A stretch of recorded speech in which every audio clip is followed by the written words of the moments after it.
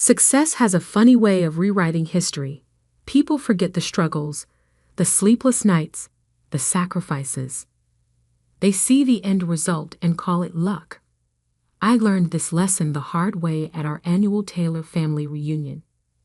My name is Marcus Taylor, and 15 years ago, I made a choice that would change everything. Back then, I was just the quiet middle child, the one nobody expected much from. My older brother, David, was the business genius, and my younger sister, Kate, was the gifted one. Me? I was just Marcus, the reliable one who helped out at our parents' struggling electronics store. That store, Taylor Electronics, was my father's pride and joy. He'd opened it 30 years ago with nothing but a small loan and big dreams. By the time I started working there at 18, it was barely staying afloat.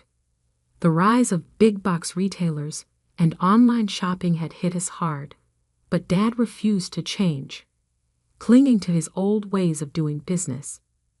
I still remember that Sunday morning in 2009 when everything changed. The store was empty, as usual. Dad sat at his desk, surrounded by past due notices and unpaid bills. David, fresh from his MBA program, was lecturing him about business fundamentals and market dynamics. "You need to liquidate," David declared, waving his hands dramatically. "Cut your losses before it's too late. I can help you negotiate a decent sale price for the inventory." Mom nodded along, always impressed by David's business jargon. Kate was too busy texting to pay attention.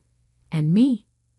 I was in the back room, working on something that would either save or destroy our family legacy. For months, I'd been developing a new inventory management system. Not just any system, one that could predict trends, optimize pricing, and integrate seamlessly with online marketplaces. I taught myself programming during night classes at the community college, spending every free moment coding and testing. Actually, I spoke up, my voice steadier than I felt. "I have another idea." David's laugh cut through the air like a knife. "Oh, this should be good. What's your brilliant plan, little brother?" "More clearance sales." I connected my laptop to the store's ancient TV, pulling up my presentation. "We don't need to sell. We need to evolve. Look at this." For the next 20 minutes, I explained my vision. Transforming our single struggling store into a hybrid model, combining brick and mortar service with an advanced online platform. My software would be the backbone, handling everything from inventory to customer relationships. "This is nonsense," David scoffed. "You need millions to build something like that. Besides, what do you know about e-commerce? You're just a store clerk." Dad looked torn.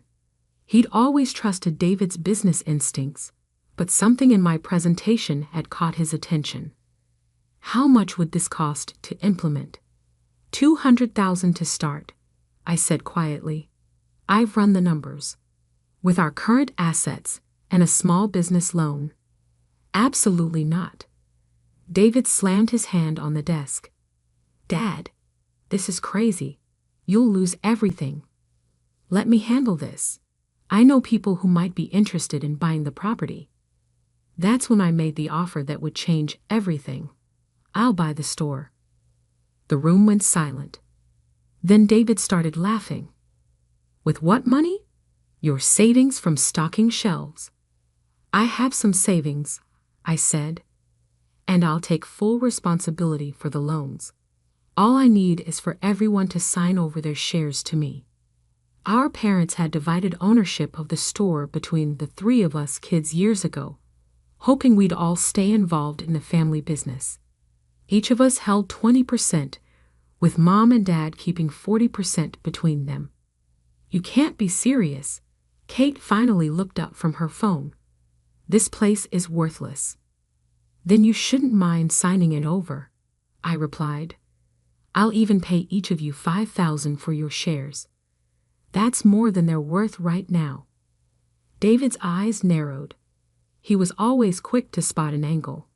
What's the catch? No catch. Just one condition.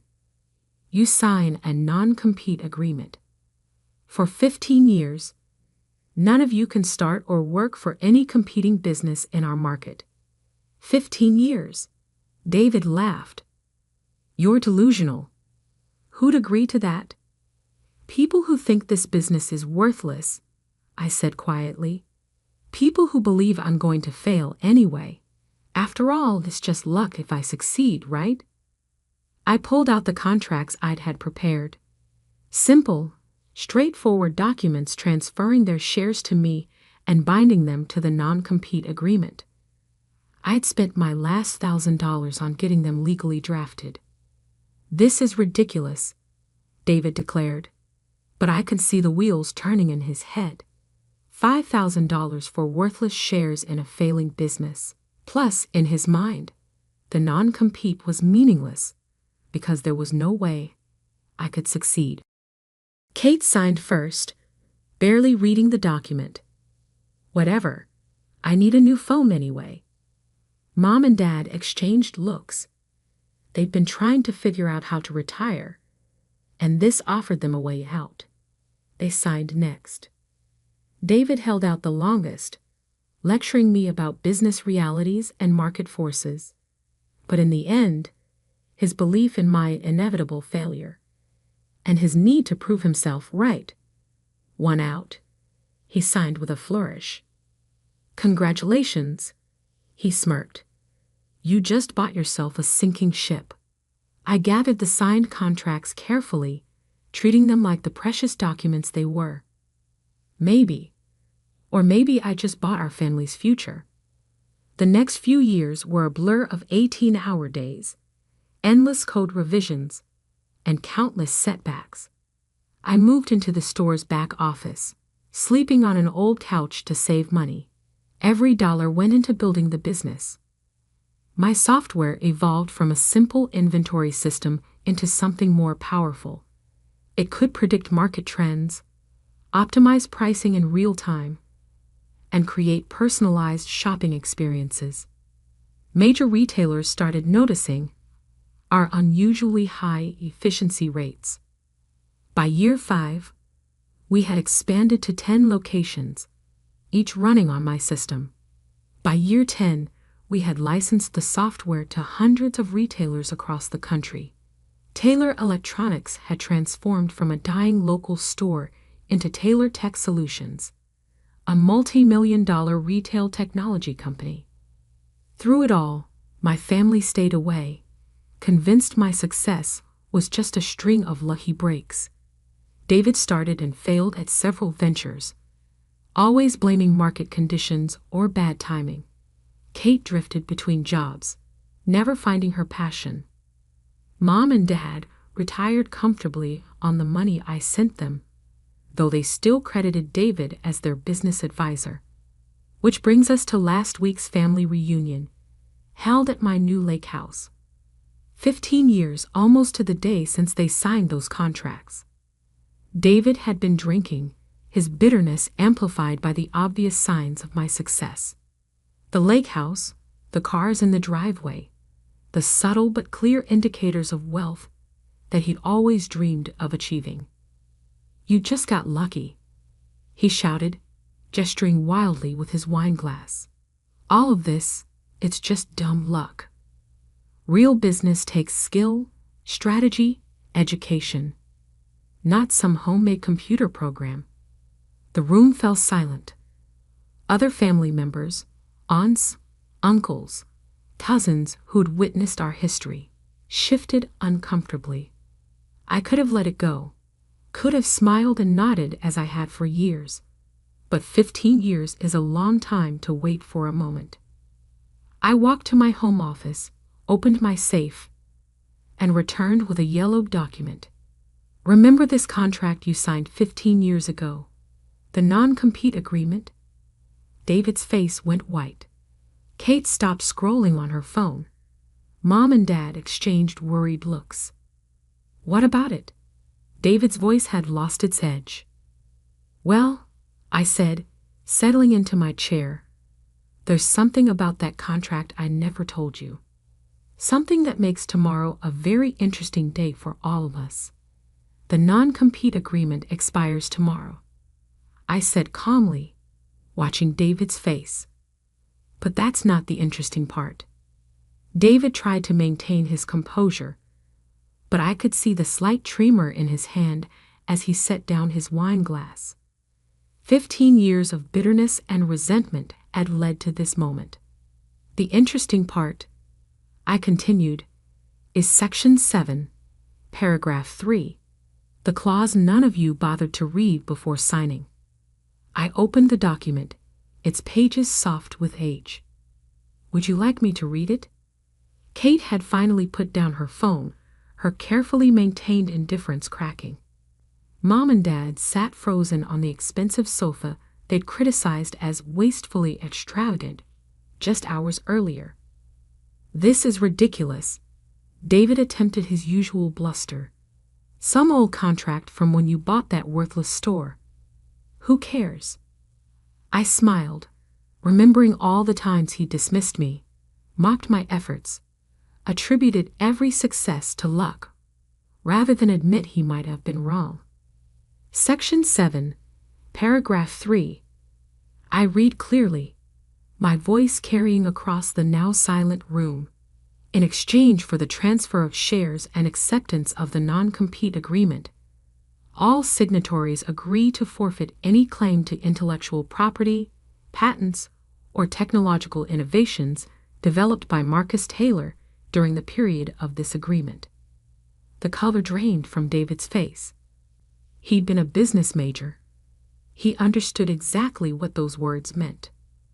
Furthermore, I continued, all signatories acknowledge that any such developments, including but not limited to software systems, algorithms, and business processes, remain the sole property of Marcus Taylor in perpetuity. That's standard legal language, David stammered. Meaningless boilerplate. I pulled out another document, this one crisp and new. This is a valuation report from Goldman Sachs.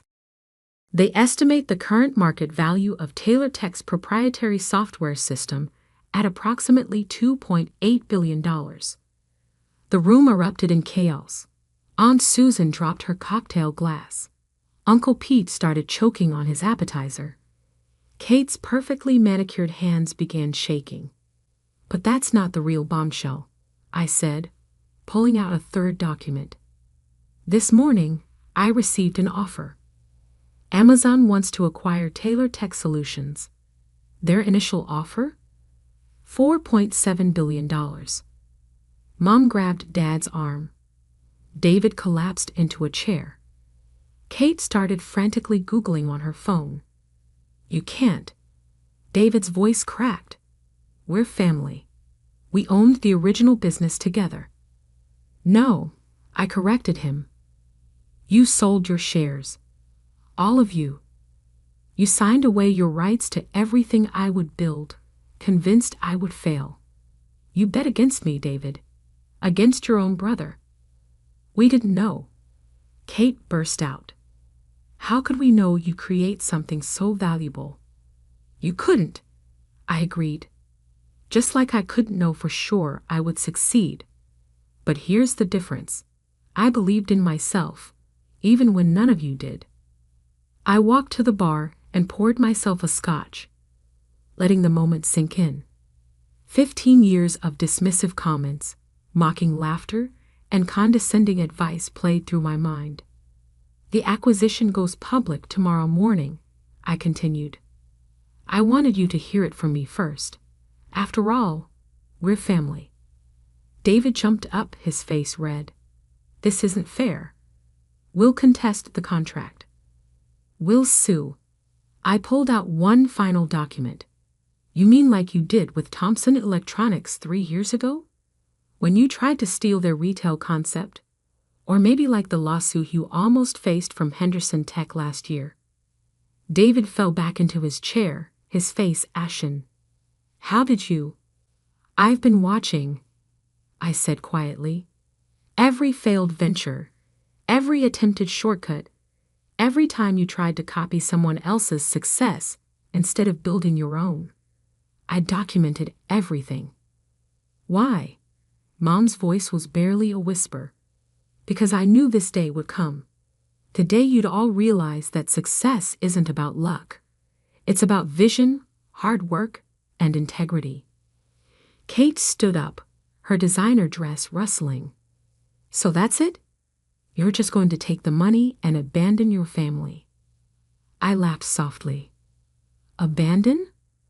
Like you all abandoned the store, abandoned Dad's dream, abandoned me when I needed support. The room fell silent again. Even David had run out of arguments.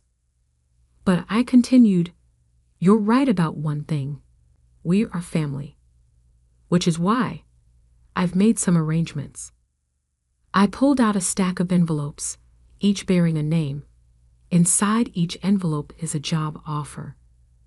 Real positions at Taylor Tech, based on your actual skills and experience. Not charity. You'll have to work, learn, and prove yourselves. But it's an opportunity. Why would you do this? Dad asked, his voice rough with emotion. Because 15 years ago, I didn't just buy a failing store. I bought a chance to prove something. Not just about business, but about character. I handed out the envelopes. The offers are good for 24 hours. After that, I move forward with the acquisition, and these opportunities disappear. David stared at his envelope, his hands trembling slightly. And if we accept, then you'll work harder than you ever have. You'll learn what it really takes to build something valuable. And maybe, just maybe, you'll understand that there's no such thing as luck in business. The room was quiet except for the sound of envelopes being opened. Years of resentment, jealousy, and missed opportunities hung in the air like smoke. Mom opened her envelope first, gasping at the details inside. Dad peered over her shoulder, his eyes widening. Kate clutched her envelope to her chest, her carefully maintained facade cracking. David sat alone, his unopened envelope like a weight in his hands.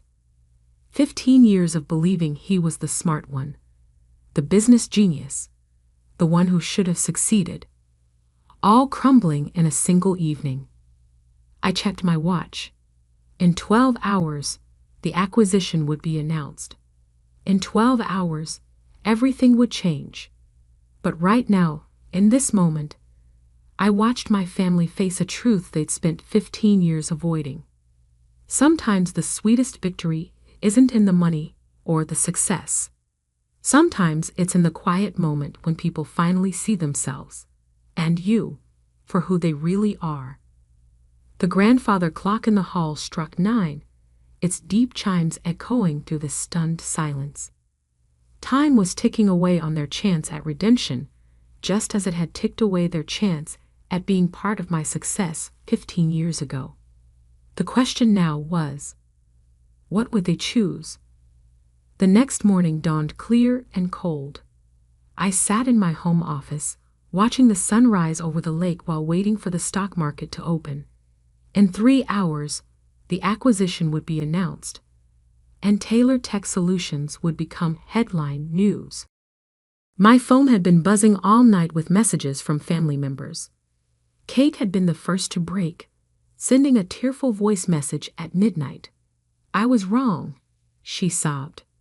I've been so wrong all these years. Mom and Dad had called at dawn, their voices heavy with regret. They'd spent the night reading through old news articles about my company's rise, finally understanding what their middle child had built while they were busy praising David's failed ventures. But from David, silence. I picked up his unopened envelope from my desk. The job offer inside wasn't just any position, it was a chance for real redemption. VP of Business Development, reporting directly to me. a role that would force him to learn the business properly, to build something legitimate instead of chasing quick wins and copying others' success. A soft knock at my office door interrupted my thoughts. David stood there, looking like he hadn't slept. His usual polished appearance was gone, replaced by something I hadn't seen in 15 years. Humility. "Can we talk?" he asked quietly. I gestured to the chair across from my desk. He sat down heavily, placing his unopened envelope between us. I spent all night thinking, he began, his voice rough, about everything, about why I failed while you succeeded, about why I was so sure you just got lucky. I stayed silent, letting him continue. You know what I realized? Every time I failed, I blamed something else. The market, the timing, the competition. But you never blamed anyone. You just kept building. He picked up the envelope, turning it over in his hands. I didn't open this because I was afraid, not of what was inside, but of what it meant. Accepting this means accepting that I was wrong about everything. Being wrong isn't the worst thing, David, I said quietly. Refusing to learn from it is. He nodded slowly. The non-compete expires today. I could try to compete with you, try to prove I could do it better. That's what the old David would do. And the new David? He opened the envelope carefully, reading the job offer inside. His hands trembled slightly as he reached the details, the responsibilities, the expectations, the clear path of accountability. The new David wants to learn, he said finally. Really learn, not just pretend to know everything. I checked my watch. The market's open in an hour. Once the acquisition is announced, everything changes. If you want that position, you need to decide now. David pulled out a pen, his hand hovering over the signature line. Why did you do this? Why offer us jobs when you could just take your billions and leave us behind? I thought about that night 15 years ago, when they'd all signed away their rights to my future success. Because money isn't the only way to prove someone wrong. Sometimes the best revenge is giving people a chance to see exactly what they missed out on. He signed the contract, the scratch of his pen loud in the quiet office. I won't let you down this time, Marcus. No, I agreed, you won't. Because this time, you're not working for family obligation or ego. You're working to prove something to yourself. My phone buzzed. Kate and our parents had arrived. I'd asked them to come early, to be here when the announcement went live. They entered the office quietly, so different from their usual boisterous entrances. Kate's designer clothes were replaced by a simple business suit. Mom and Dad held their signed acceptance letters like peace offerings. We have about 40 minutes until the markets open, I said, standing. Let's talk about your new roles. For the next half hour, I outlined their positions. Mom would head our charitable foundation, directing millions toward education and small business development. Dad would mentor young entrepreneurs in our incubator program, sharing the practical wisdom he'd gained from both success and failure. Kate, with her social media expertise, would lead our digital marketing division. As I spoke, I could see the change in their faces, the realization that these weren't token jobs or charity positions. These were real opportunities to be part of something significant. At 9:25, my phone rang. It was time. I put the call on speaker. Good morning, everyone. We're ready to proceed with the announcement. The family gathered around my desk as I connected to the video call. The Amazon executives appeared on screen, along with our lawyers and board members. The papers are signed, my lawyer confirmed. Ready when you are, Marcus. I looked at my family. Really looked at them. David, humbled but determined. Kate, finally focused on something beyond herself. Mom and Dad, proud not just of the money, but of what their son had built. Send it, I said. Within seconds, the news hit the wires. Amazon acquires Taylor Tech Solutions for $4.7 billion. My phone exploded with notifications. The office phones began ringing. Email alerts chimed continuously. But in that moment, something more important was happening in my office. My family was witnessing not just the culmination of my success, but the beginning of their own second chances. "Congratulations, little brother," David said softly. "You did it. Not luck, not chance. You." Kate wiped tears from her eyes. "We should have believed in you." "No," I corrected her. "I needed to believe in myself. Sometimes that's enough." Mom stepped forward, holding up her acceptance letter. "We won't waste this opportunity, Marcus. We'll make you proud." I smiled, remembering that scared young man sleeping on a storeroom couch, coding through the night, believing in something no one else could see. "I know you won't waste it," I said, "because now you understand what I learned 15 years ago. Success isn't about luck. It's about seeing something others don't, and having the courage to build it anyway." The sun was fully up now, painting the lake in shades of gold. Outside, reporters were already gathering at the gate. The quiet moment would soon be shattered by interviews, press conferences, and the chaos of a multi-billion-dollar acquisition. But right now in this office, something more valuable than money was changing hands. Understanding, respect, and maybe, just maybe, a second chance at being a real family. David picked up his new employee badge from my desk, running his fingers over his name and title. "So, boss," he said with a slight smile, "when do we start?" I looked at my watch, then at my family. "We already have." The story of Taylor Tech Solutions was about to become business legend. But the real story, the one about a family learning the true meaning of success, the value of hard work, and the power of believing in yourself, that story was just beginning. Sometimes the best revenge isn't in proving others wrong. Sometimes it's in giving them a chance to prove themselves right.